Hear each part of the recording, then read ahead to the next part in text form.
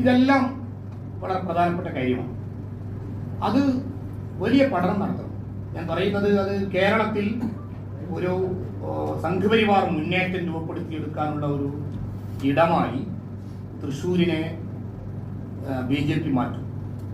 നമുക്കറിയാവുന്നതാണ്, അവരുടെ രീതി നമുക്കറിയാവുന്നത്. ഗുജറാത്തിൻ്റെ ഒരു രീതിയിൽ ആൾ വർക്ക് ചെയ്തതെന്നൊക്കെയുള്ള നിരീക്ഷണങ്ങൾ മാധ്യമപ്രവർത്തകർ തന്നെ മുമ്പോട്ട് വെച്ചു. അതുകൊണ്ട് സൂക്ഷ്മ പഠനം അതിനെക്കുറിച്ച് നടത്തേണ്ടതുണ്ട്.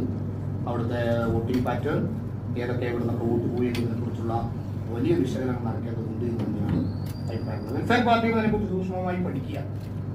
അത് ഏതെങ്കിലും ഒരു മുന്നണിയിലെ വിഷയം മാത്രമല്ല, അതിനേക്കാൾ അപ്പുറമുള്ള ചില വിഷയങ്ങൾ അതിലുണ്ട് എന്ന് തന്നെയാണ് ഞങ്ങൾ മനസ്സിലാക്കുന്നത്.